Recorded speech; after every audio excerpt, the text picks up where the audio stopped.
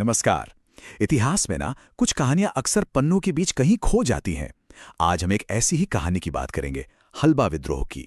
ये सिर्फ एक बगावत नहीं थी, ये तो अपनी पहचान बचाने की एक जबरदस्त लड़ाई थी। कभी सोचा है कि एक राजघराने का मतलब एक परिवार का झगड़ा कैसे एक पूरे के पूरे इलाके की पहचान की लड़ाई बन सकता है? हल्बा विद्रोह की कहानी ना इसी सवाल का एक बहुत ही दमदार जवाब है। तो इस पूरी कहानी की जो चिंगारी है वो बस्तर के शाही महल से ही उठी थी। ये कहानी है दो भाइयों की, जिनकी आपसी खींचतान ने, आप समझिए, एक ऐसे विद्रोह को हवा दे दी जिसने इतिहास का रुख ही मोड़कर रख दिया। तो बात है साल 1774 से 1779 के बीच की। जगह थी बस्तर रियासत, जो आज का छत्तीसगढ़ है। इस पूरी कहानी के जो नायक थे वो थे अजमेर सिंह, और वजह थी सिंहासन की लड़ाई, उत्तराधिकार का विवाद। तो देखिए, कहानी शुरू होती है राजा दलपत देव की मौत के साथ। जैसे ही उनका निधन हुआ, बस्तर का सिंहासन खाली हो गया, और बस इसी खाली सिंहासन को भरने के लिए उनके दोनों बेटों के बीच सत्ता का एक खतरनाक खेल शुरू हो गया। और यहीं से कहानी एक बहुत ही दिलचस्प मोड़ लेती है। सिंहासन तो एक था, लेकिन उस तक पहुंचने के लिए दोनों राजकुमारों ने दो बिल्कुल अलग रास्ते चुने, और उनके इन्हीं फैसलों ने, समझिए, बस्तर का भविष्य तय कर दिया। देखिए, एक तरफ थे अजमेर सिंह। उन्होंने अपनी ताकत किसमें खोजी? अपने लोगों में, बस्तर की जनता में, और खास तौर पर हल्बा जनजाति में। तो वहीं दूसरी तरफ थे उनके भाई दरियादेव। उन्होंने सत्ता पाने के लिए किसका सहारा लिया? बाहरी ताकतों का, मराठों का और अंग्रेजों का। और बस यहीं से सब कुछ बदल गया। मतलब अब ये लड़ाई सिर्फ इस बात की नहीं थी कि राजा कौन बनेगा। नहीं, दरियादेव के उस एक फैसले ने इसे बस्तर की आज़ादी और उसकी पहचान की लड़ाई बना दिया था। और जाहिर है, दरियादेव के इसी कदम ने विद्रोह की आग में घी डालने का काम किया। जब बाहरी लोग दखल देने लगे तो बस्तर के लोगों को लगा कि अब बात उनके स्वाभिमान पर आ गई है और उन्हें अपनी जमीन बचाने के लिए हथियार उठाने ही पड़ेंगे। तो साल था 1774, जब ये पारिवारिक झगड़ा एक जनविद्रोह, एक बड़े विद्रोह में बदल गया। अजमेर सिंह ने हल्बा जनजाति के साथ मिलकर बाहरी ताकतों के खिलाफ बगावत का बिगुल फूंक दिया। और ये कोई मामूली बगावत नहीं थी। इतिहासकार इसे अत्यंत महत्वपूर्ण और विनाशकारी घटना बताते हैं। ये वाकई में बस्तर के वजूद की लड़ाई थी, और इसका अंजाम, जैसा कि अक्सर होता है, बहुत दर्दनाक था। सोचिए, ये संघर्ष कोई 1-2 दिन या महीने नहीं चला, पूरे 5 साल। एक लंबा, थका देने वाला संघर्ष। जरा सोचकर देखिए कि उन 5 सालों में बस्तर के लोगों ने क्या कुछ नहीं झेला होगा। हर दिन एक नई अनिश्चितता, हर पल जान का खतरा। इन 5 सालों ने बस्तर के इतिहास पर एक बहुत ही गहरी छाप छोड़ दी। तो अब सवाल ये उठता है कि इस विद्रोह का अंजाम क्या हुआ और इसने बस्तर की पहचान पर अपनी क्या छाप छोड़ी। चलिए अब इसे समझते हैं। देखिए, इस विद्रोह ने ना अजमेर सिंह को इतिहास में एक नई पहचान दे दी। आज लोग उन्हें सिर्फ एक राजकुमार के तौर पर नहीं जानते, बल्कि बस्तर के पहले शहीद के रूप में याद करते हैं। एक ऐसा नेता जिसने बाहरी दखलंदाजी के खिलाफ अपनी जमीन और अपने लोगों के लिए जान दे दी। ये सिर्फ एक उपाधि नहीं है, ये आदिवासी स्वायत्ता का एक बहुत बड़ा प्रतीक है। और भले ही ये विद्रोह अपने मकसद में कामयाब नहीं हो पाया, लेकिन इसने बलिदान की एक ऐसी कहानी लिखी जिसने आने वाली पीढ़ियों के लिए बस्तर की पहचान को हमेशा के लिए गढ़ दिया। अजमेर सिंह की यह विरासत आज भी बस्तर के लोगों को प्रेरणा देती है। ये याद दिलाती है कि अपनी जमीन और अपनी पहचान के लिए लड़ना कितना जरूरी होता है। तो आखिर में सवाल फिर वहीं आकर रुकता है कि आखिर इतिहास में ऐसा कब होता है जब सिंहासन के लिए लड़ी गई एक लड़ाई एक पूरे इलाके की, एक पूरे समुदाय की पहचान की लड़ाई बन जाती है। इस पर सोचिएगा जरूर। बस्तर के इतिहास में एक ऐसा मोड़ आया जब एक अकेले विद्रोह ने वहां की तकदीर हमेशा के लिए बदल दी।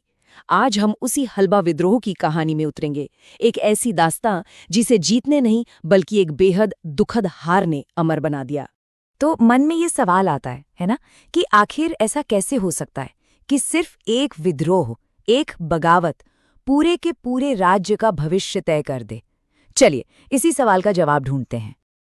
देखिए, इस कहानी को समझने के लिए हम इसकी शुरुआत से नहीं बल्कि इसके अंत से शुरू करेंगे, क्योंकि इस विद्रोह का जो अंत था ना, वही इसकी पूरी कहानी कह देता है। साल था 1779। बस्तर की जमीन पर एक चिंगारी की तरह भड़का हलबा विद्रोह अचानक बुझ गया, और वजह इसके नेता अजमेर सिंह की मृत्यु। पर यह सिर्फ एक नेता का अंत नहीं था, ये एक आजाद बस्तर के सपने का अंत था।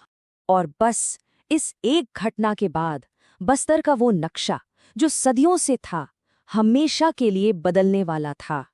यहीं से शुरू हुई एक आजाद राज्य के पतन की कहानी। विद्रोह को कुचलने की जो कीमत चुकाई गई वो बहुत बहुत भयानक थी। हुआ ये कि बस्तर के ही राजा दरियादेव ने बाहरी ताकतों से हाथ मिला लिया और हलबा जनजाति का इतनी क्रूरता से दमन किया कि वो एक भीषण नरसंहार में बदल गया। इसी के साथ बस्तर सीधे सीधे मराठों के कंट्रोल में आ गया और उसकी जो सदियों पुरानी आज़ादी थी वो एक झटके में खत्म हो गई। और हार की कीमत सिर्फ इंसानी जानों से नहीं बल्कि पैसों से भी चुकाई गई। ये जो नंबर दिख रहा है 61,000, ये वो सालाना टकोली यानी टैक्स की रकम थी जो बस्तर को हर साल मराठों को चुकाने के लिए मजबूर किया गया। ये सिर्फ पैसा नहीं था, ये गुलामी का एक पक्का सबूत था। इस टैक्स ने बस्तर की हैसियत ही बदल दी। वो एक आज़ाद राज्य से कर्द राज्य बन गया। अब इसका मतलब क्या है? सीधे सीधे शब्दों में कहें तो बस्तर अब अपना मालिक नहीं रहा। उसे अपनी ही जमीन पर रहने के लिए एक बाहरी ताकत को कीमत चुकानी पड़ती थी। उसकी अपनी संप्रभुता वो हमेशा के लिए खत्म हो चुकी थी। लेकिन इस हार के बावजूद इस विद्रोह का महत्व कम नहीं हो जाता। इसका इतिहास पर एक बहुत गहरा असर पड़ा जो आज भी उस पूरे इलाके को प्रभावित करता है। इसे एक ऐतिहासिक घटना क्यों माना जाता है? इसके दो मुख्य कारण हैं। पहला तो ये कि ये छत्तीसगढ़ का पहला बड़ा जनजातीय विद्रोह था जिसने आगे होने वाले संघर्षों के लिए एक तरह से रास्ता दिखा दिया, और दूसरा, इसी विद्रोह की नाकामी ने बस्तर के दरवाजे मराठों और फिर बाद में अंग्रेजों के लिए पूरी तरह से खोल दिए। यहीं से बाहरी शासन का एक लंबा दौर शुरू हुआ। पर हार और दमन की इस कहानी के बीच शौर्य और हिम्मत की एक ऐसी विरासत भी है जो आज तक जिंदा है। कहते हैं ना कि इतिहास हमेशा जीतने वाले लिखते हैं, लेकिन नायक हमेशा जीतने वाले हों ये जरूरी तो नहीं। अजमेर सिंह भले ही जंग हार गए, लेकिन आज भी उन्हें बस्तर का क्रांति पुरुष कहा जाता है। ये नाम ही उनकी बहादुरी और आज़ादी के लिए उनके जुनून का सबसे बड़ा सबूत है। और उन हलबा लोगों का क्या हुआ? उस भयानक नरसंहार के बाद भी उनका वजूद नहीं मिटा। आज हलबा जनजाति छत्तीसगढ़ के सबसे प्रमुख और खुशहाल समुदायों में से एक है। ये उनकी हिम्मत और कभी हार ना मानने वाले जज्बे का जीता जागता सबूत है। तो हलबा विद्रोह की ये कहानी आखिर में हमें एक सवाल के साथ छोड़ जाती है कि इतिहास में वीरता और हार की ये जो कहानियां हैं, ये हमें हिम्मत, पहचान और आज़ादी की असली कीमत के बारे में आखिर सिखाती क्या है। भारत के इतिहास में विद्रोह की कहानियों की कोई कमी नहीं है ना? पर आज हम एक ऐसी कहानी की बात करेंगे जो बस्तर के घने जंगलों में छिपी हुई है। एक कहानी जो आज भी हमें बहुत कुछ सिखाती है। जरा सोचिए, साल है 1825, जगह बस्तर के घने जंगल, और इन जंगलों में एक पेड़ की एक मामूली सी टहनी एक पूरे विद्रोह का सीक्रेट कोड बन जाती है। जी हाँ, यही है परलकोट विद्रोह की कहानी। तो ये जो परलकोट का विद्रोह है ना, इसे सिर्फ एक छोटी मोटी स्थानीय घटना समझने की गलती मत कीजिएगा। नहीं, ये तो छत्तीसगढ़ के इतिहास का एक बहुत ही गौरवशाली पन्ना है। चलिए मिलकर समझते हैं कि आखिर क्यों। देखिए, ये कोई आम लड़ाई झगड़ा नहीं था। असल में परलकोट विद्रोह को भारत में विदेशी हुकूमत के खिलाफ हुए शुरुआती आदिवासी संघर्षों में से एक गिना जाता है।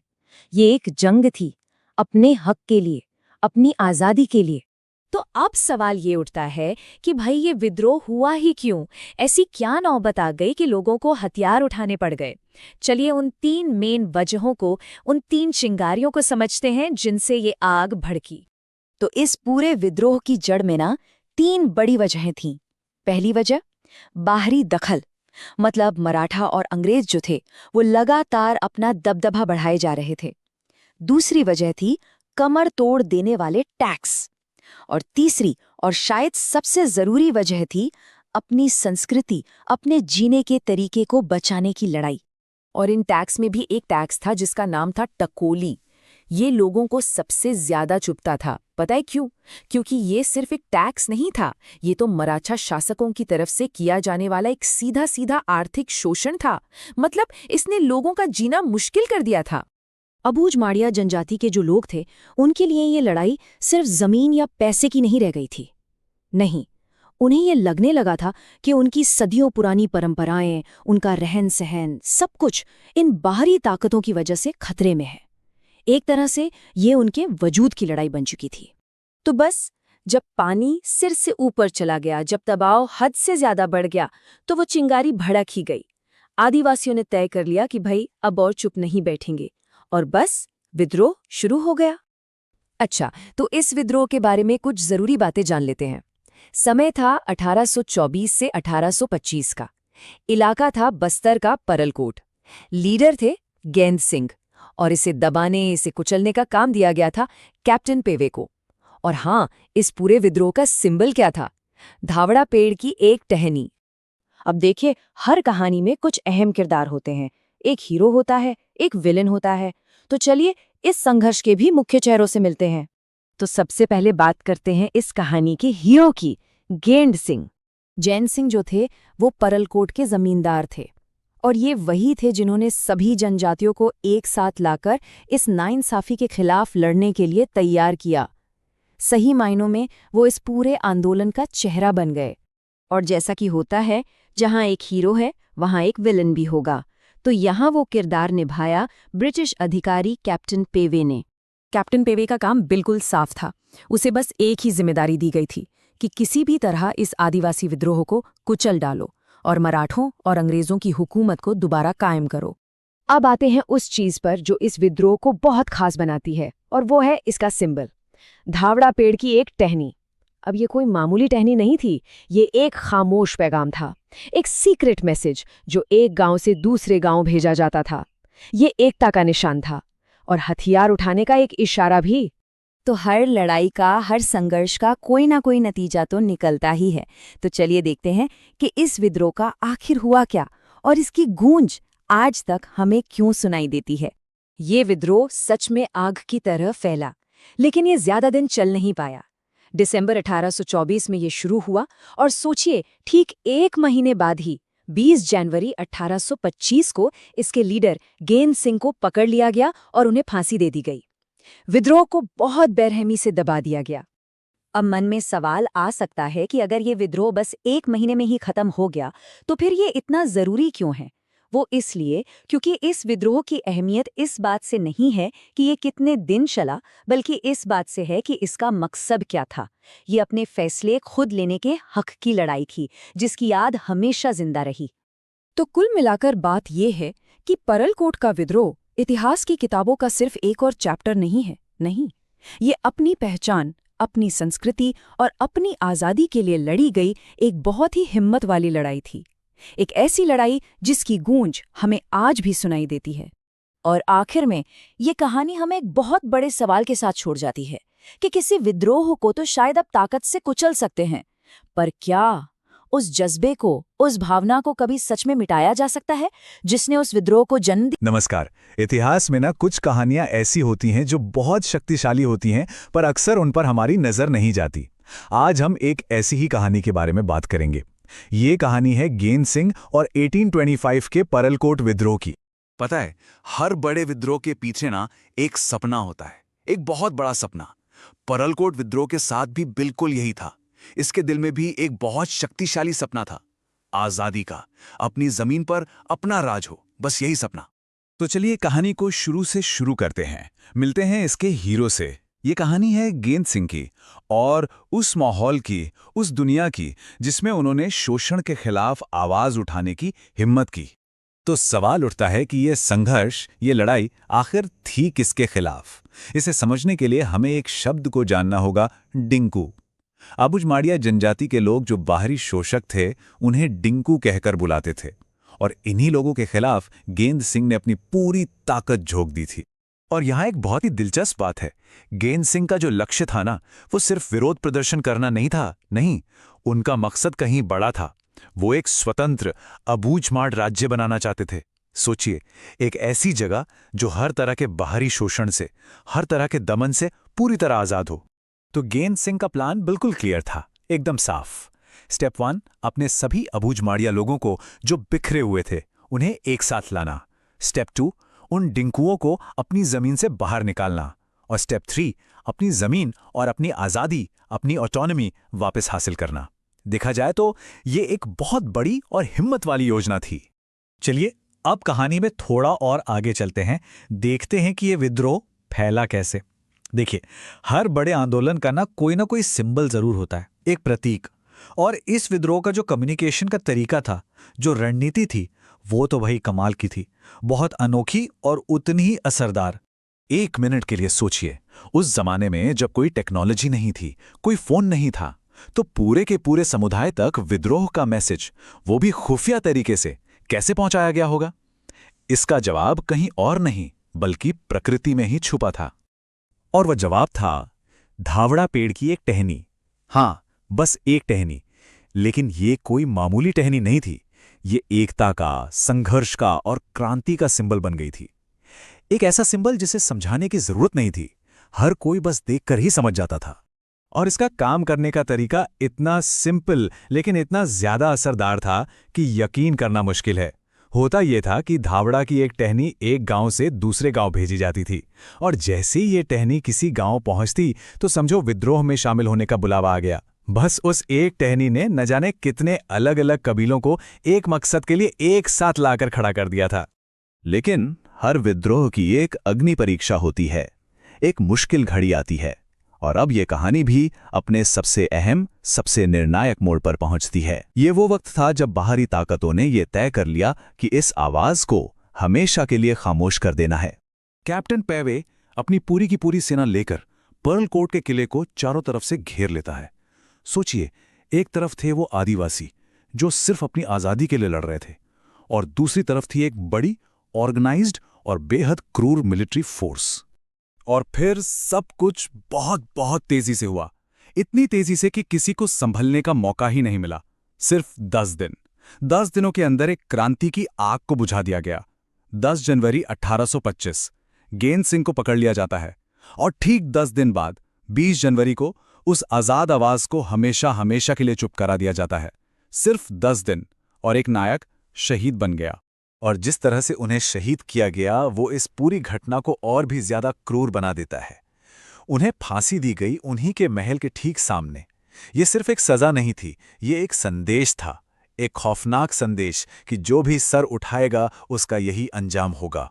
शायद किसी को लगे कि गेंद सिंह की कहानी यहीं खत्म हो गई, लेकिन नहीं। उनकी शहादत ने एक नई विरासत को जन्म दिया, एक ऐसी लेगेसी जो आज भी जिंदा है और आज भी लोगों को प्रेरणा देती है। आज गेंद सिंह को छत्तीसगढ़ का पहला शहीद माना जाता है, और ये सिर्फ एक टाइटल नहीं है, ये उनके उस महान बलिदान को, उस सैक्रिफाइस को एक ऐतिहासिक सम्मान देना है। हाँ, यहां पर एक छोटा सा हिस्टोरिकल पॉइंट है जिसे समझना जरूरी है। कुछ इतिहासकार वीर नारायण सिंह को भी इस क्षेत्र का पहला शहीद मानते हैं, और वो भी अपनी जगह सही हैं। लेकिन जब हम खास तौर पर आदिवासी विद्रोहों की लाइन को देखते हैं, उस क्रम को देखते हैं, तो उसमें सबसे पहला नाम डेन सिंह का ही आता है। और ये पूरी कहानी हमें एक बहुत बड़े सवाल के सामने लाकर खड़ा कर देती है। सवाल ये है कि क्या एक ऐसा विद्रोह जो कामयाब ना हो पाए, जिसे दबा दिया जाए, क्या वो बेकार चला जाता है? क्या एक हारा हुआ विद्रोह वाकई में व्यर्थ होता है, या फिर हार कर भी जीत की नींव रखी जा सकती है? गेंद सिंह की कहानी हमें शायद यही सिखाती है कि आज़ादी के लिए लड़ी गई कोई भी लड़ाई कभी बेकार नहीं जाती। हर बलिदान आने वाले कल के लिए एक बीज बो देता है। नमस्ते। कभी कभी ना इतिहास में कुछ लड़ाइयां हार कर भी जीती जाती हैं। आज हम बस्तर के एक ऐसे ही अक्सर भुला दिए गए आंदोलन की बात करेंगे, तारापुर विद्रोह। ये एक ऐसी लड़ाई थी जिसकी गूंज सालों साल, दशकों तक सुनाई देती रही। किसी भी विद्रोह की कहानी के आप कह सकते हैं 3 मेन हिस्से होते हैं। एक गलत फैसला, उस फैसले के खिलाफ खड़ा होने वाला एक लीडर, और फिर इन दोनों के बीच एक लंबी, बहुत लंबी लड़ाई। तारापुर की कहानी भी बिल्कुल ऐसी ही थी। तो चलिए शुरू करते। कहानी के पहले हिस्से में चलते हैं और देखते हैं कि ये जो असंतोष था, इसकी चिंगारी आखिर भड़की तो भड़की कैसे। तो बात हो रही है तारापुर परगना की। ये बस्तर रियासत का एक बहुत जरूरी हिस्सा था, और इसको कौन संभाल रहे थे? राजा भूपाल देव के भाई दलगंजन सिंह। वहां सब कुछ ठीक ठाक चल रहा था, जिंदगी अपनी रफ्तार से अपनी परंपराओं के हिसाब से आगे बढ़ रही थी। लेकिन ये शांति ज्यादा दिन टिकने वाली नहीं थी। इस पूरे विद्रोह की जो जड़ थी ना, वो था एक अचानक लिया गया फैसला। जो एंग्लो मराठा एडमिनिस्ट्रेशन था, उसने तारापुर पर लगने वाले सालाना टैक्स को अचानक कई गुना बढ़ा दिया। और ये कोई छोटी मोटी बढ़ोतरी नहीं थी, समझिए। ये एक ऐसा बोझ था जो वहां के लोगों की आर्थिक कमर तोड़ने के लिए काफी था। तो मतलब वजह सिर्फ टैक्स नहीं थी, मामला थोड़ा और गहरा था। कई परतें थीं इसमें। एक तरफ तो ये बढ़ा हुआ टैक्स था ही, ऊपर से ब्रिटिश और मराठा अधिकारियों की दखल अंदाजी बढ़ती जा रही थी। लोगों को लगने लगा था कि ये उनकी आज़ादी पर, उनकी परंपराओं पर सीधा हमला है। और इसी माहौल में उन्हें एक लीडर मिला, दलगंजन सिंह। और यही वो बात है जो दलगंजन सिंह को एक सच्चा लीडर बनाती है। उन्होंने ये साफ साफ देखा कि उनके लोग इस बड़े हुए टैक्स का बोझ उठा ही नहीं सकते, तो उनका खड़ा होना कोई पॉलिटिकल मूव नहीं था, ये तो अपने लोगों की तकलीफ का सीधा जवाब था। तो जो चिंगारी सुलग रही थी, वो अब एक ज्वाला बन चुकी थी। चलिए अब कहानी के दूसरे हिस्से में चलते हैं। देखते हैं कि ये विद्रोह फैला कैसे और पूरे 12 साल तक चला कैसे। 12 साल, सोचिए जरा, ये कोई छोटी मोटी झड़प नहीं थी। 12 साल मतलब एक पूरी पीढ़ी का संघर्ष। ये दिखाता है कि लोगों का इरादा कितना पक्का था। ये दिखाता है कि वो अपनी आज़ादी के लिए, अपनी स्वायत्ता के लिए कितनी लंबी लड़ाई लड़ने को तैयार थे। ये विद्रोह जो था वो 3 फेजेस में फैला। सबसे पहले 1842 में सबने मिलकर टैक्स देने से मना कर दिया। फिर धीरे धीरे ये सिर्फ टैक्स की बात नहीं रही, ये एक बड़ा जन आंदोलन बन गया। सरकारी आदेशों को खुलेआम चुनौती दी जाने लगी। और आखिर में जब एडमिनिस्ट्रेशन को लगा कि बात हाथ से निकल रही है, तो उन्होंने इसे कुचलने के लिए अपनी पूरी मिलिट्री ताकत झोंक दी। और ठीक यहीं कहानी में एक बड़ा ट्विस्ट आता है। विद्रोह के जो लीडर थे दलगंजन सिंह, उन्हें गिरफ्तार कर लिया जाता है। उन्हें नागपुर ले जाया गया। उस वक्त तो ऐसा ही लगा होगा कि बस अब सब खत्म। भाई, जब लीडर ही कैद में है तो आंदोलन आगे कैसे बढ़ेगा? और यही सबसे बड़ा सवाल है। तो क्या दलगंजन सिंह की गिरफ्तारी का मतलब ये था कि विद्रोह पूरी तरह से फेल हो गया? क्या 12 साल की वो सारी मेहनत बेकार चली गई? चलिए अब कहानी के आखिरी और सबसे जरूरी हिस्से पर आते हैं। देखते हैं कि इस विद्रोह का असल नतीजा क्या निकला और ये अपने पीछे क्या विरासत, क्या लेगेसी छोड़कर गया। तो सुनिए, जो विद्रोह ऊपर से एक हार जैसा लग रहा था ना, वो असल में एक जबरदस्त जीत साबित हुआ। जी हां, लोगों की एकता के सामने एडमिनिस्ट्रेशन को झुकना पड़ा और वो बढ़ा हुआ टैक्स वापस ले लिया गया। सिर्फ इतना ही नहीं, दलगंजन सिंह को भी जेल से रिहा कर दिया गया। और जब वो वापस लौटे तो किसी हीरो की तरह उनका स्वागत हुआ। ये जीत किसी एक इंसान की नहीं थी, ये लोगों की एकता की जीत थी। लेकिन इस विद्रोह की सबसे बड़ी जीत शायद इसका लॉन्ग टर्म इम्पैक्ट था। तारापुर की लड़ाई बस एक घटना बनकर खत्म नहीं हुई। नहीं, ये आने वाले आंदोलनों के लिए एक मिसाल, एक इंस्पिरेशन बन गई। इसने बस्तर की दूसरी कम्युनिटीज को यह दिखा दिया कि अगर एक साथ मिलकर सामना किया जाए तो बाहरी शासन को झुकाया जा सकता है। इसके बाद हुए मरिया और लिंगागिरी जैसे विद्रोहों की जड़ें कहीं ना कहीं यहीं से जुड़ी थी। तो आखिर में एक सवाल पर आकर रुकते हैं। तारापुर विद्रोह हमें एक बहुत बड़ी बात सिखाता है कि जीत का मतलब हमेशा सत्ता पर काबिज होना नहीं होता। कभी कभी असली जीत वो होती है जो एक आइडिया को जिंदा रखे, जो आने वाली पीढ़ियों को लड़ने की हिम्मत दे। है ना सोचने वाली बात। नमस्कार। आज बात करते हैं इतिहास के एक ऐसे चैप्टर की जिसके बारे में शायद बहुत कम लोग जानते हैं। एक ऐसा संग्राम जिसे नाम दिया गया बस्तर का महान मुक्ति संग्राम। ये जानते हैं भारत की आज़ादी की उन कहानियों में से एक है जो अक्सर किताबों में कहीं खोसी जाती हैं। तो चलिए आज इसी कहानी को जरा करीब से देखते हैं। देखिए, जब भी हम भारत के स्वतंत्रता संग्राम की बात करते हैं तो सबसे पहले क्या याद आता है? 1857 की क्रांति, है ना? लेकिन सोचिए जरा, क्या इससे भी पहले कोई ऐसा विद्रोह हुआ होगा जिसे महान मुक्ति संग्राम कहा गया? ये सवाल ही अपने आप में बड़ा दिलचस्प है और इतिहास की एक नई कहानी की तरफ इशारा करता है। तो जवाब है जी हां, और इसका नाम है लिंगागिरी विद्रोह। सोचिए, 1857 की उस बड़ी क्रांति से ठीक 1 साल पहले छत्तीसगढ़ के बस्तर में आज़ादी की एक ऐसी आग भड़की थी जो सीधे सीधे अंग्रेजी हुकूमत को टक्कर दे रही थी। और आज हम इसी विद्रोह की कहानी को समझने वाले हैं। तो चलिए जरा इस कहानी के किरदारों और माहौल को समझते हैं। समय था 1856-57 का। जगह छत्तीसगढ़ का बस्तर रीजन, और इस पूरे विद्रोह की मशाल थामी थी एक जबरदस्त लीडर धुर्वा राव माड़िया ने। उस वक्त बस्तर के शासक थे राजा भैरमदेव, जो कह सकते हैं ये सब कुछ अपनी आंखों के सामने होता देख रहे थे। अब आते हैं सबसे बड़े सवाल पर। आखिर ये विद्रोह हुआ क्यों? क्या वजह थी? और देखिए, ये कोई सिर्फ राजनीतिक लड़ाई नहीं थी। नहीं, ये अपने जंगल, अपनी जमीन, अपनी पहचान, अपने वजूद को बचाने की लड़ाई थी। एक अस्तित्व की लड़ाई। अगर इसके जड़ में जाएं तो मोटे तौर पर 3 बड़ी वजहें थीं। पहली, बस्तर के आदिवासियों की जिंदगी में बाहरी लोगों का दखल, जो बढ़ता ही जा रहा था।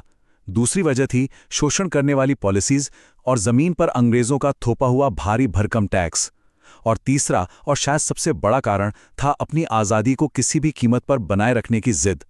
माड़िया जनजाति बिल्कुल तैयार नहीं थी कि कोई भी बाहरी ताकत आकर उनकी जमीन पर राज करे।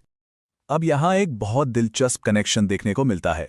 देखिए, 1853 तक सब कुछ कह सकते हैं ठीक ठाक था। आदिवासी अपनी दुनिया में आज़ाद थे। लेकिन फिर 1853 में नागपुर पर अंग्रेजों का कब्जा हो गया, और बस यहीं से बस्तर में उनका दखल बढ़ना शुरू हो गया। और इसी दखल का सीधा नतीजा था ये 1856 का विद्रोह। एकदम डायरेक्ट लिंक। तो अब बात करते हैं एक्शन की। ध्रुवा राव ने सिर्फ बगावत का ऐलान ही नहीं किया, बल्कि उन्होंने अंग्रेजों की इतनी बड़ी ताकत से लड़ने के लिए एक कमाल की मिलिट्री स्ट्रैटेजी अपनाई। एक ऐसी रणनीति जो दुश्मन के लिए यानी अंग्रेजों के लिए बिल्कुल नई थी। ये नंबर सोचकर देखिए, करीब 5000 आदिवासी योद्धा। ध्रुवा राव की सिर्फ एक आवाज पर इतने लोग अपनी जमीन और आजादी के लिए लड़ने को खड़े हो गए। ये उनके लीडरशिप की ताकत को दिखाता है। जबरदस्त। और ये लड़ाई किसी भी एंगल से बराबरी की नहीं थी। ये तो एक तरह से डेविड और गोलियत वाली लड़ाई थी। एक तरफ थे आदिवासी योद्धा, जिनका सबसे बड़ा हथियार क्या था?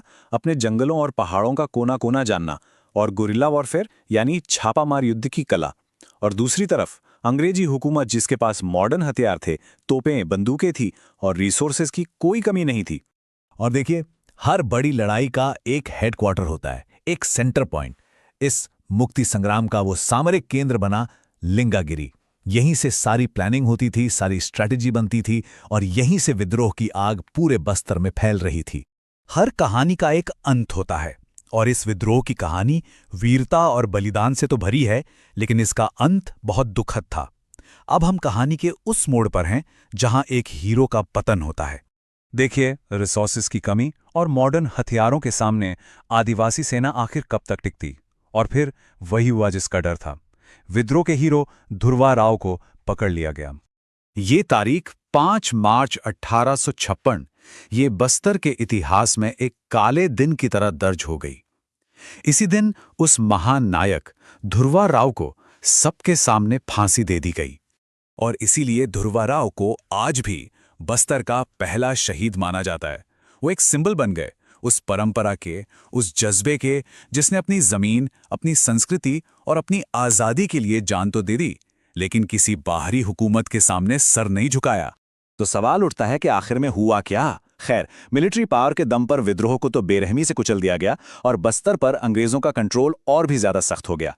लेकिन क्या यह बलिदान बेकार गया? नहीं, बिल्कुल नहीं। ध्रुवा राव की शहादत ने एक ऐसी चिंगारी जला दी थी जिसने आगे चलकर 1876 के मुरिया विद्रोह जैसे दूसरे कई आंदोलनों को हिम्मत दी। यह उस लंबी लड़ाई का एक बहुत जरूरी चैप्टर था जो आदिवासी अपने हक के लिए लड़ते आ रहे थे। और यहीं पर यह कहानी हमें एक बहुत बड़े सवाल के सामने लाकर खड़ा कर देती है। एक ऐसा सवाल जो सिर्फ लिंगागिरी के लिए नहीं, बल्कि दुनिया के हर स्वतंत्रता संग्राम पर लागू होता है। क्या कोई लड़ाई सिर्फ इसलिए बेकार हो जाती है क्योंकि उससे जीता नहीं जा सका, या फिर हार कर भी वो आने वाली पीढ़ियों के लिए प्रेरणा का, एक पहचान का जरिया बन जाती है? ये एक ऐसा सवाल है जिस पर सोचना बनता है। भारत का इतिहास सिर्फ बड़े बड़े राजा महाराजाओं और जंगों की कहानियों से ही नहीं भरा है। नहीं, इसमें ना कई ऐसी कहानियां भी छुपी हुई हैं जिनके बारे में हम जानते तक नहीं। आज हम एक ऐसी ही भूली बिसरी लेकिन बहुत ही जबरदस्त कहानी की परतें खोलेंगे, बस्तर के 1876 के मुड़िया विद्रोह की। कभी सोचा है कि आम की एक मामूली सी टहनी एक पूरे विद्रोह का सीक्रेट कोड बन सकती है? सुनने में थोड़ा अजीब लगता है ना, पर सच यही है। 1876 के मुड़िया विद्रोह की कहानी की शुरुआत इसी अनोखे सिंबल से होती है। तो बस्तर की हिस्ट्री में ना ये विद्रोह एक बहुत बड़ा मील का पत्थर था। ये कोई छोटी मोटी बिखरी हुई बगावत नहीं थी, नहीं, ये तो दीवानों के जुल्म और अंग्रेजों की बढ़ती दखलंदाजी के खिलाफ एक सोची समझी ऑर्गेनाइज्ड आवाज थी। और मकसद बस एक था, अपनी बात हुकूमत तक पहुंचाना। तो सवाल ये है कि आखिर ये चिंगारी भड़की क्यों? ऐसी क्या वजहें थीं कि मुड़िया लोगों को एक साथ मिलकर खड़ा होना पड़ा? चलिए पता लगाते हैं। देखिए, इस गुस्से की जड़ में ना 3 बड़ी बातें थीं। पहली, दीवान गोपीनाथ कापड़दास की ज्यादतियां और उसकी पॉलिसीज। दूसरी, बस्तर के अपने मामलों में अंग्रेजों का बढ़ता हुआ दखल। और तीसरी, और शायद सबसे अहम वजह, राजा भैरम देव को उनकी ही अपनी प्रजा से बिल्कुल काट देना। बस यहीं आकर लोगों के सब्र का बांध टूट गया। तो यहाँ ना 2 बिल्कुल अलग अलग तस्वीरें दिखती हैं। एक तरफ लोग थे जो क्या चाहते थे, बस एक फेयर एडमिनिस्ट्रेशन, अपने राजा से मिलने का हक और अपनी जमीन पर अपनी ऑटोनॉमी। और दूसरी तरफ क्या था? कड़वी सच्चाई, दीवान का शोषण, राजा से बिल्कुल दूरी और बाहर वालों का कंट्रोल। बस यही टकराव तो विद्रोह की असली वजह बना। और फिर वो मोड़ आया जब ये दबा हुआ गुस्सा एक बड़ी कार्रवाई में बदल गया। जब लोगों का सब्र जवाब दे गया तो उन्होंने सीधे राजधानी जगदलपुर का रुख किया। और इसी ऐतिहासिक घटना को हम आज जगदलपुर का घेराव के नाम से जानते हैं। और एक बात साफ कर दें, ये कोई अचानक से भड़की हुई भीड़ नहीं थी, बिल्कुल नहीं। ये एक पूरी तरह से प्लान किया हुआ विद्रोह था। झाड़ा सिराह की लीडरशिप में सब लोग इकट्ठा हुए, और वो आम की टहनियां, वो सीक्रेट मैसेज थी जिन्हें गांव-गांव भेजा गया। और बस एक इशारे पर हजारों की तादाद में आदिवासी राजधानी की तरफ चल पड़े। तारीख थी 2 मार्च 1876। ये वो दिन था जब हजारों मुड़िया आदिवासियों ने जगदलपुर को घेर लिया और अपनी आवाज सीधे पावर के सेंटर तक पहुंचा दी। तो इस घेराबंदी के बाद क्या हुआ? जाहिर है इस बड़े प्रोटेस्ट ने एडमिनिस्ट्रेशन को हिलाकर रख दिया। अंग्रेजों को बीच में आना पड़ा। और इसके बाद जो हुआ वो एक बहुत ही अनोखी घटना थी, जिसे हम कहते हैं मशहूर मुड़िया दरबार। अब इसके बाद न चीजें बहुत तेजी से बदलीं। 2 मार्च को घेराबंदी हुई। मार्च के मिडल तक अंग्रेज अफसर मैक जॉर्ज अपनी सेना के साथ पहुंच गया। और फिर 29 मार्च को लोगों की डिमांड सुनने के लिए मुड़िया दरबार लगाया गया। और इसका सीधा सीधा रिजल्ट क्या निकला? दीवान गोपीनाथ को उसकी पोस्ट से हटा दिया गया। तो ये मुड़िया दरबार आखिर था क्या? ये एक स्पेशल असेंबली थी जहां पहली बार आदिवासियों की मांगों को ऑफिशियली सुना गया और उनका हल निकाला गया। लेकिन इसकी एक डार्क साइड भी है। इसे बस्तर का काला दिवस भी कहा जाता है। क्यों? क्योंकि इसी दिन के बाद से बस्तर पर अंग्रेजों का कंट्रोल और भी ज्यादा पक्का हो गया। लेकिन इस विद्रोह का सबसे सीधा और सबसे जरूरी नतीजा ये था कि लोगों की आवाज सुनी गई, उनकी जो मेन डिमांड थी वो पूरी हुई और उस जालिम दीवान को आखिर में अपनी कुर्सी छोड़नी ही पड़ी। पर रुकिए, कहानी अभी खत्म नहीं हुई है। मुड़िया विद्रोह को ठीक से समझने के लिए ये जानना बहुत जरूरी है कि ये कोई इकलौती घटना नहीं थी।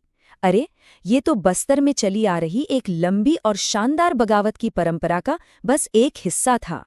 आप देखिए 1774 के हलबा विद्रोह से शुरू होकर 1910 के भूमकाल तक बस्तर का पूरा इतिहास अपने हक और अपनी आज़ादी के लिए लड़ाइयों से भरा पड़ा है। और 1876 का ये मुड़िया विद्रोह उसी लंबी लड़ाई की एक बहुत ही इम्पोर्टेंट और कामयाब कड़ी साबित हुआ। तो कुल मिलाकर हम ये कह सकते हैं कि मुड़िया विद्रोह सिर्फ एक बगावत नहीं थी, नहीं, ये एक सक्सेसफुल और ऑर्गेनाइज्ड प्रोटेस्ट था जिसने अपना मेन गोल अचीव किया। ये इस बात का जीता जागता सबूत है कि जब लोग नाइंसाफी के खिलाफ एक हो जाते हैं ना, तो बदलाव होकर रहता है। और ये पूरी कहानी हमें एक बहुत बड़े सवाल के साथ छोड़ जाती है। इतिहास में ऐसी और कितनी कहानियां दफन हैं जो कभी मेनस्ट्रीम बातचीत का हिस्सा ही नहीं बन पाईं। इन गुमनाम लड़ाइयों को याद रखना और इनसे मिले सबक को समझना शायद आज के दौर में पहले से भी ज्यादा जरूरी है। चलिए आज एक ऐसे संघर्ष के बारे में बात करते हैं जो इतना बुनियादी था कि उसने 2 अलग अलग दुनियाओं को एक दूसरे के सामने लाकर खड़ा कर दिया। एक तरफ थी एक औपनिवेशिक शक्ति और दूसरी तरफ एक स्वदेशी समुदाय। और इस टकराव के बिल्कुल केंद्र में था एक पवित्र अनुष्ठान, एक ऐसा रिवाज जिसे एक पक्ष बर्बरता मानता था और दूसरा अपने वजूद के लिए जरूरी। ये कहानी है मेरिया विद्रोह की।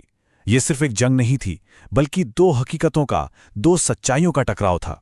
अच्छा, इस पूरे संघर्ष को अगर सही मायनों में समझना है तो हमें एक शब्द को पकड़ना होगा, और वो शब्द है मेरिया। इसका मतलब क्या है?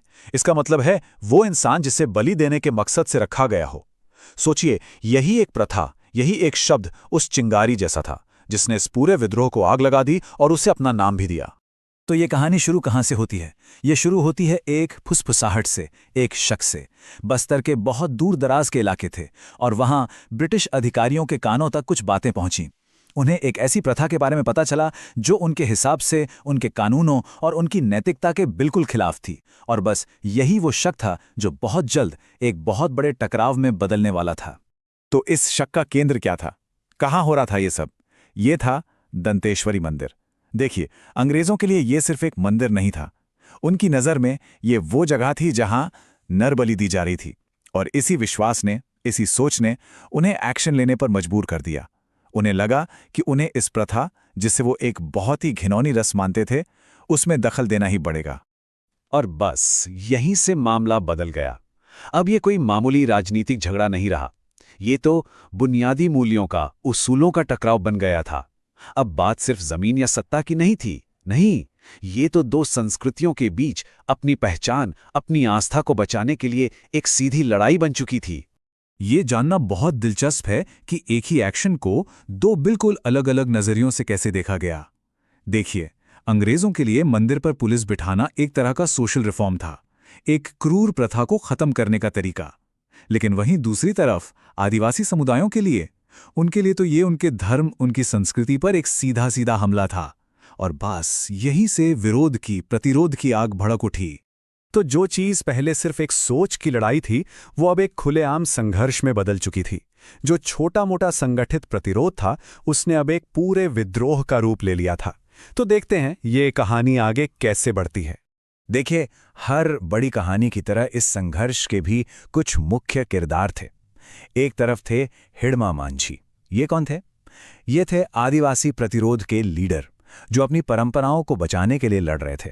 और उनके सामने कौन खड़ा था? कर्नल कैम्पबेल, वो ब्रिटिश अफसर जिसे ये जिम्मेदारी दी गई थी कि वो इस विद्रोह को किसी भी तरह से कुचल दे। और हाँ, इन दोनों ताकतों के बीच में फंसे हुए थे उस वक्त के स्थानीय शासक राजा भैरमदेव। तो अगर इस विद्रोह को हम कुछ मुख्य पॉइंट्स में देखें तो वो क्या हैं? सबसे पहली बात, ये कोई छोटी मोटी घटना नहीं थी। ये विद्रोह 1842 से शुरू होकर 1863 तक चला, मतलब लगभग 20 साल। लीडर कौन थे? आदिवासियों की तरफ से थे हिड़मा मांझी और अंग्रेजों की तरफ से इसे दबाने वाले थे कर्नल कैम्पबेल। और इसका सबसे जरूरी पहलू, विद्रोह का मुख्य मकसद क्या था? नर बलि की प्रथा को बचाए रखना। तो ये कुछ बातें हमें इस संघर्ष की एक साफ तस्वीर देती हैं। तो अब जब विद्रोह शुरू हो गया तो अंग्रेजों ने भी जवाबी कार्रवाई की। कर्नल कैम्पबेल और मैकफर्सन की लीडरशिप में अंग्रेजों ने एक बहुत बड़ा और जबरदस्त अभियान छेड़ा, और कई सालों तक उन्होंने लगातार ऑपरेशन चलाए और उन सैकड़ों लोगों को आजाद कराया जिन्हें मेरिया बनाकर, मतलब बलि के लिए रखा गया था। अच्छा, जब अंग्रेजों को सैन्य जीत मिल गई तो उसके बाद क्या हुआ? सिर्फ विद्रोह ही खत्म नहीं हुआ, उसके साथ साथ एक सदियों पुरानी परंपरा का भी हमेशा के लिए अंत हो गया। अंग्रेजों ने बहुत ही सिस्टमैटिक तरीके से एक एक करके वो सारे बदलाव लागू किए जो वो चाहते थे। और अंग्रेजों का तरीका देखिए कितना सिस्टमैटिक था। सबसे पहले तो उन्होंने अपनी सैन्य ताकत का इस्तेमाल करके विद्रोह को पूरी तरह कुचल दिया। फिर इस प्रथा को जड़ से उखाड़ने के लिए उन्होंने एक स्पेशल डिपार्टमेंट बनाया जिसका नाम था मेरिया एजेंसी। इसके बाद नर बलि के इस रिवाज पर कानूनी तौर पर, मतलब ऑफिशियली, बैन लगा दिया गया।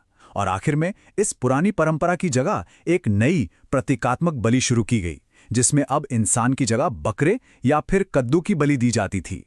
तो सवाल उठता है कि इस पूरे घटनाक्रम का लॉन्ग टर्म असर क्या हुआ? देखिए, ये सिर्फ एक प्रथा का खत्म होना नहीं था, नहीं, इस दखलंदाजी ने उस पूरे इलाके की संस्कृति और समाज पर एक बहुत ही गहरी और कभी न मिटने वाली छाप छोड़ी। ये जो बात है ना, ये इस पूरे संघर्ष का निचोड़ है। एक तरफ अंग्रेजों के लिए ये एक सिविलाइजिंग मिशन था, मतलब वो समाज को सुधार रहे थे, प्रगति ला रहे थे। लेकिन वहीं दूसरी तरफ वहां की जनजातियों के लिए, उनके लिए ये अपनी संस्कृति, अपने वजूद पर एक जानलेवा हमला था। ये दो ऐसी दुनियाएं थीं जो आपस में टकराएं तो जरूर, लेकिन शायद एक दूसरे को कभी समझ ही नहीं पाईं। और ये पूरी कहानी हमें एक बहुत गहरे सवाल पर लाकर छोड़ देती है। एक ऐसा सवाल जो शायद आज भी उतना ही जरूरी है कि सामाजिक सुधार के नाम पर किया गया हस्तक्षेप कब सांस्कृतिक विनाश बन जाता है। आखिर वो पतली सी लाइन कहाँ है? ये एक ऐसा सवाल है जिस पर हम सबको सोचने। नमस्कार, आज हम इतिहास के एक ऐसे टकराव की बात करेंगे जहां एक तरफ थी लोगों की गहरी आस्था और दूसरी तरफ था एक बहुत बड़ा साम्राज्य। जी हां, हम बात कर रहे हैं मैरिया विद्रोह की। अक्सर जब हम विद्रोहों की बात करते हैं तो दिमाग में क्या आता है? जमीन, सत्ता, है ना? लेकिन सोचिए, छत्तीसगढ़ के बस्तर में एक ऐसा भी संघर्ष हुआ जिसकी वजह कोई जमीन नहीं, बल्कि एक सदियों पुरानी परंपरा थी। ये कोई मामूली परंपरा नहीं थी, ये उनके वजूद से, उनकी जमीन के वजूद से जुड़ी हुई थी, और इसे वो किसी भी कीमत पर छोड़ने को तैयार नहीं थे। तो सवाल ये है कि आखिर एक धार्मिक रस्म, एक अनुष्ठान कैसे 20 साल तक चलने वाले युद्ध की चिंगारी बन सकता है ना सोचने वाली बात। चलिए इसी गुत्थी को सुलझाते हैं और इस कहानी को परत दर परत समझते हैं। अच्छा, तो इस पूरे टकराव की जड़ तक पहुंचने के लिए सबसे पहले हमें उस विश्वास को समझना होगा जो इस पूरे विद्रोह के केंद्र में था। देखिए, आदिवासियों के लिए ये सिर्फ एक रस्म नहीं थी, ये उनकी पूरी दुनिया का, उनके जीने के तरीके का एक बहुत अहम हिस्सा था। तो आखिर ये मेरिया प्रथा थी क्या? असल में ये बस्तर इलाके की कोंद और माड़िया जनजातियों की एक प्रथा थी जिसमें नर बलि दी जाती थी। अब हाँ, ये सुनने में आज हमें बहुत अजीब लग सकता है, लेकिन उस समुदाय के लिए इसका एक बहुत ही गहरा, एक बहुत ही जरूरी मतलब था। और इसका मकसद क्या था? देखिए, ये प्रथा किसी क्रूरता या हिंसा के लिए नहीं थी। उन जनजातियों का ये पक्का विश्वास था कि इस बलि से ही उनकी जमीन उपजाऊ होगी, उनकी फसलें कीड़ों से बचेंगी। यानी ये सीधे सीधे उनके जीने और उनकी खुशहाली से जुड़ा मामला था। और बस यहीं से कहानी में एक बहुत बड़ा मोड़ आता है। एंट्री होती है एक बाहरी ताकत की जो इस सदियों पुरानी परंपरा को अपनी एक बिल्कुल अलग ही नज़र से देखती है। और यहीं से शुरू होता है असली टकराव। ये बात है साल 1842 की। वो दौर था जब ब्रिटिश साम्राज्य पूरे भारत में अपनी पकड़ मजबूत कर रहा था, और ठीक इसी साल उन्होंने इस आदिवासी परंपरा में सीधा दखल देने का फैसला कर लिया। ये एक टर्निंग पॉइंट था। अब अंग्रेजों का क्या सोचना था? उनके नजरिए में यह प्रथा अमानवीय थी, एक जंगलीपन था, और उन्हें लगा कि इसे रोकना उनकी नैतिक जिम्मेदारी है। वो इसे एक सोशल रिफॉर्म की तरह देख रहे थे और इसे जड़ से खत्म कर देना चाहते थे। तो यहां पर दो दुनियाएं आमने सामने थीं, बिल्कुल साफ। एक तरफ आदिवासी, जिनके लिए ये अपनी जमीन और अपने भविष्य के लिए एक पवित्र जिम्मेदारी थी, और दूसरी तरफ थे अंग्रेज, जिनके लिए ये एक अमानवीय प्रथा थी जिसे हर हाल में बंद करना था। ये सोच का दो अलग अलग सभ्यताओं का सीधा टकराव था। और होता क्या है, जब बातचीत और एक दूसरे को समझने के सारे रास्ते बंद हो जाते हैं, तब जन्म होता है संघर्ष का। अब विचारों की ये लड़ाई जमीन पर एक असली जंग में तब्दील होने वाली थी। देखिए, सिर्फ कानून बना देना ही काफी नहीं होता, उसे लागू भी करना पड़ता है। तो अंग्रेजों ने क्या किया? उन्होंने कैम्बल नाम के एक स्पेशल ऑफिसर को अपॉइंट कर दिया, और बस इस एक कदम ने आदिवासियों में गुस्से की आग भड़का दी। उनके लिए ये एक साफ संदेश था कि अब सीधा हमला उनके जीने के तरीके पर हो रहा है। और इसी गुस्से की आग से एक नेता उभरा। नाम था हिड़मा मांझी। उनके लीडरशिप में सभी जनजातियों ने अपनी परंपरा को बचाने के लिए हथियार उठा लिए, और यहीं से मेरिया विद्रोह का बिगुल बज गया। तो चलिए जरा इस विद्रोह की कुछ खास बातें जान लेते हैं। इसे लीड कौन कर रहा था? हिड़मा मांझी। ये हुआ कहाँ? मुख्य रूप से दंतेवाड़ा और साउथ वेस्ट बस्तर के इलाके में। और उस वक्त वहां के राजा कौन थे? राजा भैरमदेव। और ये विद्रोह चला कब तक? ये देखिए, 1842 में शुरू हुआ और 1863 तक चला, यानी करीब करीब 20 साल। सोचिए, 20 साल। इससे साफ पता चलता है कि यह कोई छोटी मोटी झड़प नहीं थी। ये अपनी संस्कृति और अपनी आस्था को बचाने के लिए एक बहुत लंबा और मजबूत संघर्ष था। तो आखिर इस पूरे विद्रोह से हम क्या समझे? क्या ये लड़ाई सिर्फ एक रस्म के लिए थी, या इसके पीछे कुछ और भी था, कुछ बहुत गहरा? चलिए देखते हैं कि इसकी विरासत क्या रही और इतिहास इसे कैसे देखता है। और यही इस कहानी का सबसे जरूरी हिस्सा है। मेरिया विद्रोह सिर्फ एक प्रथा को बचाने की लड़ाई से कहीं ज्यादा था। असल में ये अपनी सांस्कृतिक पहचान, अपने धार्मिक विश्वास और अपनी आज़ादी को एक बाहरी ताकत से बचाने का संघर्ष था। ये अपनी शर्तों पर अपनी जिंदगी जीने के हक की लड़ाई थी। और आखिर में एक सवाल छोड़ जाते हैं, जब परंपरा और सुधार के नाम पर किया गया हस्तक्षेप आपस में टकराते हैं तो इतिहास किसे याद रखता है? उसे जो जीतता है या उसे जो अपनी पहचान बचाने के लिए लड़ता है? ये एक ऐसा सवाल है जो वाकई सोचने पर मजबूर कर देता है। नमस्कार। चलिए आज बात करते हैं इतिहास के एक ऐसे विद्रोह की जिसके बारे में शायद ज्यादा लोगों ने सुना नहीं होगा। 1859 का कोई विद्रोह। और जानते हैं सबसे दिलचस्प बात क्या है? इस पूरे विद्रोह की कहानी, इसकी सारी जानकारी हमें बस इस एक दस्तावेज से मिलती है। सब कुछ इसी एक सोर्स में है ना कमाल की बात? तो सवाल ये उठता है कि क्या ये वाकई सिर्फ कुछ पेड़ों को बचाने की लड़ाई थी या इसके पीछे की कहानी कुछ और भी है? यही सवाल इस पूरी कहानी की जड़ है और इसका जवाब हमें बहुत कुछ बताता है। तो चलिए सबसे पहले समझते हैं कि आखिर ये विद्रोह शुरू कैसे हुआ, इसकी चिंगारी भड़की कहां से। ये सब शुरू हुआ बस्तर के घने जंगलों में। मकसद बिल्कुल साफ था। साल के पेड़ों की जो अंधाधुंध कटाई हो रही थी उसे रोकना था। देखिए, उस समुदाय के लिए सिर्फ पेड़ नहीं थे, ये उनकी जिंदगी थी, उनकी संस्कृति, उनकी पहचान। और जब ठेकेदार आकर इन पेड़ों को काटने लगे तो ये उन पर एक सीधा हमला था। तो भाई हर कहानी के हीरो होते हैं। अब जरा देखते हैं कि इस विद्रोह के मुख्य चेहरे कौन-कौन थे, किसने इसे लीड किया और किसने इसका सामना किया। तो देखिए, इस पूरे आंदोलन को लीड कर रहे थे पुत्तेकला के जमींदार नागुल दोरला। उनका साथ दे रहे थे राम भोई और जग्गा राजू जैसे सहयोगी। और दूसरी तरफ थे अंग्रेज, जिन्होंने इस विद्रोह को कुचलने के लिए भेजा कैप्टन सी ग्लासवर्ड को। अब आते हैं इस कहानी के सबसे पावरफुल हिस्से पर। एक ऐसा नारा जिसने इस आंदोलन को हमेशा के लिए अमर कर दिया। नारा था, एक वृक्ष के बीच एक सिर। जरा सोचिए, इस लाइन की गहराई को समझिए। यह सिर्फ एक नारा नहीं था, ये एक कसम थी, एक ऐलान था कि अपने जंगल के हर एक पेड़ के लिए वो अपनी जान तक दे देंगे। और पता है, ये विद्रोह अपने वक्त से कितना आगे था। आज हम सब चिपको आंदोलन के बारे में जानते हैं, जो 1970 के दशक में हुआ था। लेकिन ये कोई विद्रोह 1859 में ही हो गया था।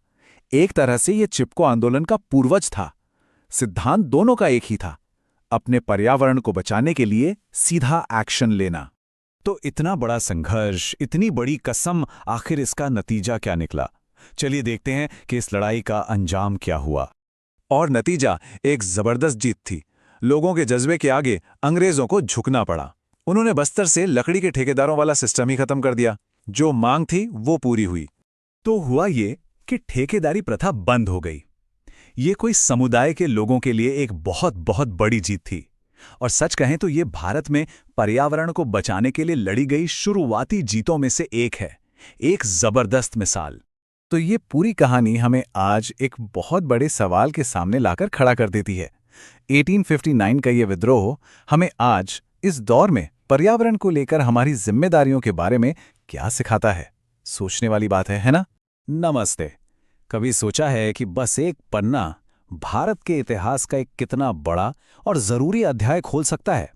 आज हम 20वीं सदी की शुरुआत में हुए एक बहुत बड़े आदिवासी विद्रोह, बस्तर के भूमकाल विद्रोह की कहानी में उतरने वाले हैं। और ये सब बस एक दस्तावेज से शुरू होता है। अब देखने में ये शायद एक स्टडी गाइड का पन्ना ही लगे, लेकिन सच तो ये है कि इसमें 1910 के भूमकाल विद्रोह की सारी जरूरी जानकारी छिपी हुई है। तो चलिए इस एक पन्ने में जो कहानी बंद है उसे बाहर निकालते हैं और जिंदा करते हैं। हाँ, तो सबसे बड़ा सवाल तो यही है, आखिर ऐसी क्या नौबत आ गई थी कि बस्तर के लोगों को ब्रिटिश राज और अपने ही राजा के खिलाफ हथियार उठाने पड़ गए? चलिए इसी सवाल का जवाब ढूंढते हैं। तो चलिए इसमें थोड़ा और गहराई में चलते हैं। देखिए, कोई भी बड़ा विद्रोह रातों रात नहीं होता। उसकी जड़ें उन शिकायतों में होती हैं जो बहुत समय से लोगों के मन में पनप रही होती हैं। और भूमकाल विद्रोह की कहानी भी कुछ ऐसी ही थी। तो विद्रोह की 4 मुख्य वजहें थीं। पहली थी उपेक्षा, मतलब प्रशासन को स्थानीय लोगों की जरूरतों या उनकी परंपराओं से कोई लेना देना ही नहीं था। उन्हें पूरी तरह से नजरअंदाज किया जा रहा था। दूसरा, शोषण। बाहरी ठेकेदार और अधिकारी लोगों से बेगारी करवाते थे, मतलब बिना पैसे दिए काम, और लगान भी मनमाने ढंग से वसूलते थे। तीसरी और शायद सबसे बड़ी वजह थी वन कानूनों का प्रतिबंध। देखिए, जंगल आदिवासियों के जीवन का आधार होते हैं। उनका खाना, लकड़ी, रोजी रोटी सब वहीं से आता है और उनके ये पारंपरिक अधिकार ही छीन लिए गए और आखिर में पारंपरिक पेय बनाने पर पाबंदी लगा दी गई। ये सिर्फ एक आदत नहीं थी, बल्कि उनकी संस्कृति और धार्मिक रीति रिवाजों पर एक सीधा हमला था। तो जब ये चारों वजहें एक साथ मिली तो हालात विस्फोटक हो गए। हर बड़ी कहानी की तरह इस कहानी में भी कुछ अहम किरदार थे। तो आइए देखते हैं कि इस टकराव में मुख्य चेहरे कौन-कौन थे। तो उस वक्त सत्ता का ढांचा कुछ ऐसा था। एक तरफ थे राजा रुद्र प्रताप देव और उनके दीवान बैजनाथ पंडा, जो उस दमनकारी प्रशासन का चेहरा थे, और दूसरी तरफ थे गुंडाधुर, वो शख्स जो लोगों का नेतृत्व करने के लिए आगे आए। ये लड़ाई सीधी सीधी सत्ता और जनता के बीच की थी। और यही कहानी में एक बहुत दिलचस्प मोड़ आता है। हमारा सोर्स बताता है कि राज परिवार के ही एक सदस्य दीवान लाल कालिंदर सिंह ने गुंडाधुर को इस विद्रोह का नेता चुना था। इससे यह साफ पता चलता है कि गुस्सा सिर्फ आम जनता में नहीं था, बल्कि राज परिवार के अंदर भी कुछ लोग थे जो बदलाव चाहते थे। अब नेता तो मिल गया, लेकिन किसी भी आंदोलन को एक साफ लक्ष्य और एक दमदार नारे की जरूरत होती है जो सबको एक साथ जोड़ सके। तो देखते हैं कि वो क्या थे। उनका असली मकसद क्या था? वो सिर्फ कुछ नियम कानून नहीं बदलना चाहते थे, नहीं, वो तो पूरा सिस्टम ही बदलना चाहते थे। उनका लक्ष्य था मौर्य राज की स्थापना करना, यानी अपनी जमीन पर अपना शासन। ये एक तरह से पूर्ण स्वराज की मांग थी। और ये नारा बस्तरवासियों का है। इस एक लाइन में ही पूरे आंदोलन की आत्मा बसती है। ये एक बहुत ही सीधा लेकिन शक्तिशाली ऐलान था, अपनी पहचान का, अपनी जमीन का और अपने भविष्य पर अपने हक का ऐलान। तो आखिर इस ऐतिहासिक घटना का अंजाम क्या हुआ और आज हमारे लिए इसकी क्या विरासत है? हमारे दस्तावेज के हिसाब से विद्रोह की चिंगारी अक्टूबर 1909 में भड़की और फरवरी 1910 आते आते ये पूरे बस्तर में एक बड़ी आग की तरह फैल चुकी थी। ये कुछ महीनों की एक बहुत ही तीव्र और जबरदस्त लड़ाई थी जिसने पूरे इलाके को हिलाकर रख दिया था। और यहीं हम आज की इस पड़ताल को एक सवाल के साथ खत्म करते हैं। सोचिए, एक सदी से भी ज्यादा वक्त बीत गया है, लेकिन ये सवाल आज भी कितना जरूरी लगता है ना। बस्तरवासियों का है। ये नारा आज के दौर में जब हम जमीन, अधिकार और पहचान के संघर्षों की बात करते हैं तो क्या मायने रखता है? ये एक सोचने वाली बात। इतिहास मतलब सिर्फ बड़ी बड़ी लड़ाइयां और राजा महाराजा ही नहीं होते, है ना? कभी कभी इतिहास की सबसे बड़ी कहानियां कुछ अनसुने विद्रोहों में छिपी होती हैं। आज हम ऐसी ही एक कहानी की बात करेंगे, बस्तर के जंगलों से निकली भूमकाल विद्रोह की कहानी। और मजे की बात यह है कि हमारी ये पूरी पड़ताल सिर्फ एक पुराने हाथ से लिखे हुए नोट पर टिकी है। तो चलिए देखते हैं कि ये एक पन्ना हमें क्या कुछ बताता है। अच्छा, एक काम करते हैं, कहानी को ना एकदम आखिर से शुरू करते हैं, क्लाइमैक्स से। जरा सोचिए, एक तरफ हैं घने जंगल के बीच तीर कमान लिए आदिवासी और दूसरी तरफ ब्रिटिश साम्राज्य की ताकतवर बंदूकें। ये वो मंजर था, वो आखिरी टकराव जहां सब कुछ दांव पर लगा हुआ था। पर सवाल ये उठता है कि ये नौबत आई ही क्यों? मतलब आखिर ऐसा क्या हुआ कि इन लोगों को अपने पारंपरिक हथियारों के साथ इतनी बड़ी सल्तनत के सामने खड़े होने की जरूरत पड़ गई? आइए इसी सवाल का जवाब ढूंढते हैं। हमारा जो सोर्स है वो एक पन्ने का नोट। वो बताता है कि यह आखिरी निर्णायक लड़ाई अलवार नाम की जगह पर हुई। यही वो जगह थी जहां इस पूरे विद्रोह का भविष्य तय होना था, जहां दोनों सेनाएं, अगर हम उन्हें ऐसा कह सकें, अपनी पूरी ताकत से टकराईं। तो इस अंतिम टकराव को समझने के लिए हमें समय में पीछे चलना होगा। कहानी की एकदम शुरुआत में हमें वो पहली चिंगारी ढूंढनी होगी जिससे विद्रोह की ये पूरी आग भड़की थी। और हमारी इस पूरी पड़ताल का आधार, जैसा मैंने कहा, यही एक हाथ से लिखा हुआ नोट है। देखिए तो जरा, कुछ गिने चुने पॉइंट्स में ही इस विद्रोह की पूरी कहानी सिमटी हुई है। शुरुआत कैसे हुई, इसके प्रतीक क्या थे, कौन थे इसके अहम किरदार, और आखिर में इसका अंजाम क्या हुआ, सब कुछ इसी में है। तो पहला सवाल, ये सब शुरू कहां से हुआ? ये नोट हमें बताता है कि विद्रोह की शुरुआत हुई पुष्पाल बाजार को लूटने से। पर रुकिए, ये कोई मामूली चोरी या डकैती नहीं थी। नहीं, ये तो ब्रिटिश राज की आर्थिक नीतियों पर एक सीधा हमला था, एक तरह का ऐलान कि बस अब और नहीं। अब इस विद्रोह की सबसे दिलचस्प बात पता है क्या है? वो तरीका जिससे इसका संदेश फैलाया गया।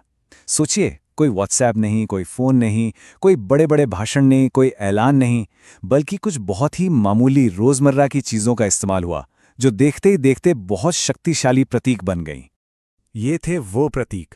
लाल मिर्च, इसका मतलब था अंग्रेजों के लिए हमारा तीखा गुस्सा। आम की टहनी, ये एकजुट होने का संदेश थी कि हम सब एक हैं। मिट्टी का ढेला, ये हमारी जमीन थी, हमारा हक। और धनुष बाण, वो तो सीधी सी बात थी, संघर्ष के लिए तैयार हो जाओ। कितनी कमाल की बात है ना, कैसे इन सीधी सादी चीजों ने एक पूरे आंदोलन को आपस में जोड़ दिया।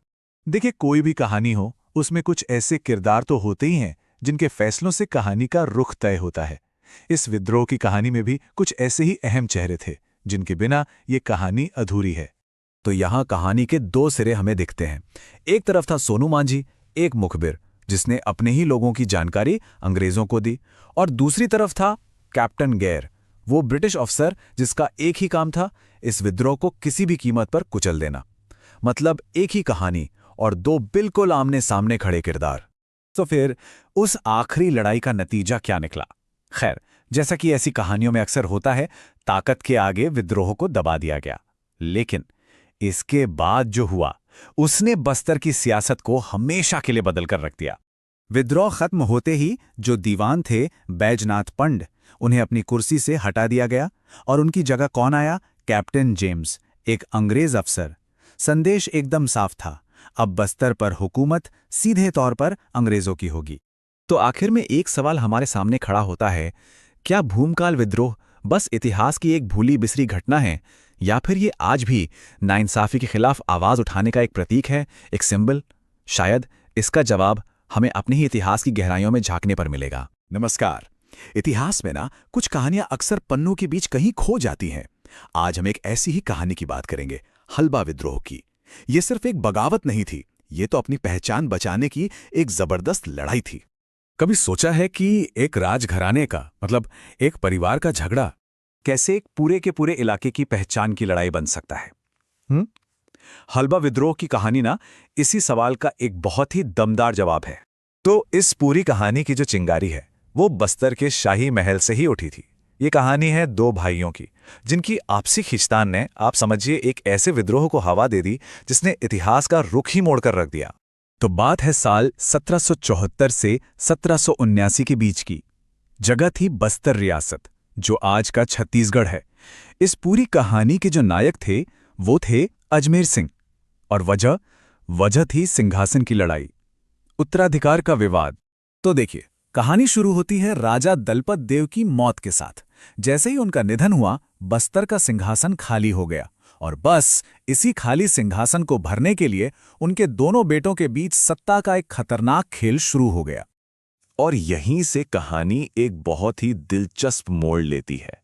सिंहासन तो एक था, लेकिन उस तक पहुंचने के लिए दोनों राजकुमारों ने दो बिल्कुल अलग रास्ते चुने, और उनके इन्हीं फैसलों ने, समझिए, बस्तर का भविष्य तय कर दिया। देखिए, एक तरफ थे अजमेर सिंह।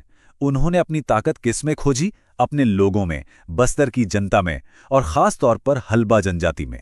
तो वहीं दूसरी तरफ थे उनके भाई दरियादेव। उन्होंने सत्ता पाने के लिए किसका सहारा लिया? बाहरी ताकतों का, मराठों का और अंग्रेजों का। और बस यहीं से सब कुछ बदल गया।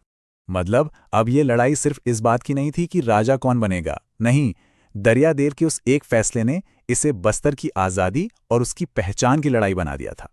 और जाहिर है, दरियादेव के इसी कदम ने विद्रोह की आग में घी डालने का काम किया।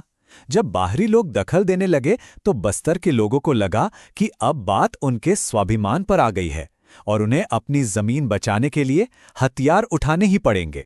तो साल था 1774, जब ये पारिवारिक झगड़ा एक जनविद्रोह, एक बड़े विद्रोह में बदल गया।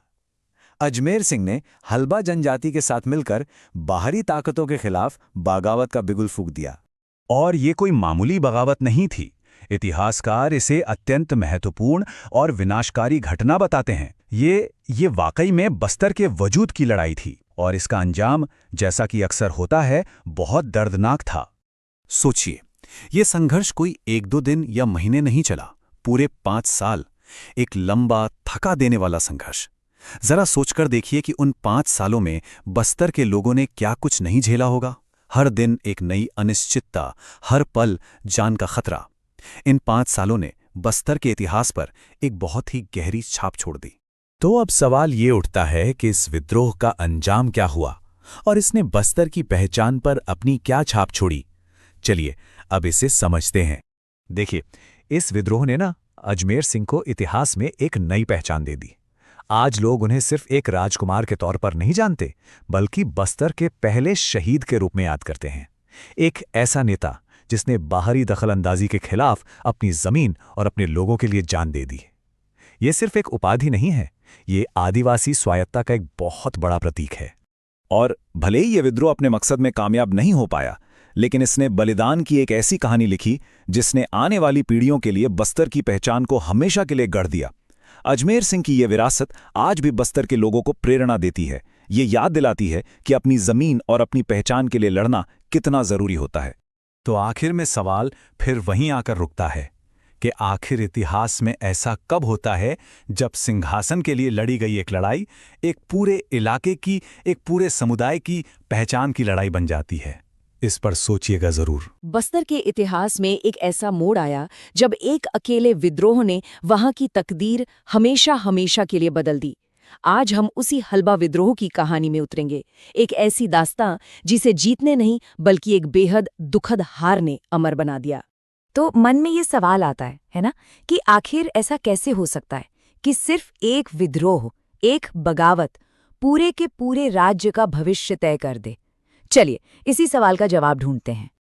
देखिए, इस कहानी को समझने के लिए हम इसकी शुरुआत से नहीं बल्कि इसके अंत से शुरू करेंगे, क्योंकि इस विद्रोह का जो अंत था ना, वही इसकी पूरी कहानी कह देता है। साल था 1779। बस्तर की जमीन पर एक चिंगारी की तरह भड़का हल्बा विद्रोह अचानक बुझ गया, और वजह इसके नेता अजमेर सिंह की मृत्यु। पर यह सिर्फ एक नेता का अंत नहीं था, ये एक आजाद बस्तर के सपने का अंत था। और बस इस एक घटना के बाद बस्तर का वो नक्शा जो सदियों से था, हमेशा के लिए बदलने वाला था। यहीं से शुरू हुई एक आजाद राज्य के पतन की कहानी। विद्रोह को कुचलने की जो कीमत चुकाई गई वो बहुत बहुत भयानक थी। हुआ ये कि बस्तर के ही राजा दरियादेव ने बाहरी ताकतों से हाथ मिला लिया और हल्बा जनजाति का इतनी क्रूरता से दमन किया कि वो एक भीषण नरसंहार में बदल गया। इसी के साथ बस्तर सीधे सीधे मराठों के कंट्रोल में आ गया और उसकी जो सदियों पुरानी आज़ादी थी वो एक झटके में खत्म हो गई। और हार की कीमत सिर्फ इंसानी जानों से नहीं बल्कि पैसों से भी चुकाई गई। ये जो नंबर दिख रहा है 61,000, ये वो सालाना टकोली यानी टैक्स की रकम थी जो बस्तर को हर साल मराठों को चुकाने के लिए मजबूर किया गया। ये सिर्फ पैसा नहीं था, ये गुलामी का एक पक्का सबूत था। इस टैक्स ने बस्तर की हैसियत ही बदल दी। वो एक आज़ाद राज्य से कर्द राज्य बन गया। अब इसका मतलब क्या है? सीधे सीधे शब्दों में कहें तो बस्तर अब अपना मालिक नहीं रहा। उसे अपनी ही जमीन पर रहने के लिए एक बाहरी ताकत को कीमत चुकानी पड़ती थी। उसकी अपनी संप्रभुता वो हमेशा के लिए खत्म हो चुकी थी। लेकिन इस हार के बावजूद इस विद्रोह का महत्व कम नहीं हो जाता। इसका इतिहास पर एक बहुत गहरा असर पड़ा जो आज भी उस पूरे इलाके को प्रभावित करता है। इसे एक ऐतिहासिक घटना क्यों माना जाता है? इसके दो मुख्य कारण हैं। पहला तो ये कि ये छत्तीसगढ़ का पहला बड़ा जनजातीय विद्रोह था जिसने आगे होने वाले संघर्षों के लिए एक तरह से रास्ता दिखा दिया, और दूसरा, इसी विद्रोह की नाकामी ने बस्तर के दरवाजे मराठों और फिर बाद में अंग्रेजों के लिए पूरी तरह से खोल दिए। यहीं से बाहरी शासन का एक लंबा दौर शुरू हुआ। पर हार और दमन की इस कहानी के बीच शौर्य और हिम्मत की एक ऐसी विरासत भी है जो आज तक जिंदा है। कहते हैं ना कि इतिहास हमेशा जीतने वाले लिखते हैं, लेकिन नायक हमेशा जीतने वाले हों ये जरूरी तो नहीं। अजमेर सिंह भले ही जंग हार गए, लेकिन आज भी उन्हें बस्तर का क्रांति पुरुष कहा जाता है। ये नाम ही उनकी बहादुरी और आज़ादी के लिए उनके जुनून का सबसे बड़ा सबूत है। और उन हल्बा लोगों का क्या हुआ? उस भयानक नरसंहार के बाद भी उनका वजूद नहीं मिटा। आज हल्बा जनजाति छत्तीसगढ़ के सबसे प्रमुख और खुशहाल समुदायों में से एक है। ये उनकी हिम्मत और कभी हार ना मानने वाले जज्बे का जीता जागता सबूत है। तो हल्बा विद्रोह की ये कहानी आखिर में हमें एक सवाल के साथ छोड़ जाती है कि इतिहास में वीरता और हार की ये जो कहानियां हैं, ये हमें हिम्मत, पहचान और आज़ादी की असली कीमत के बारे में आखिर सिखाती क्या है।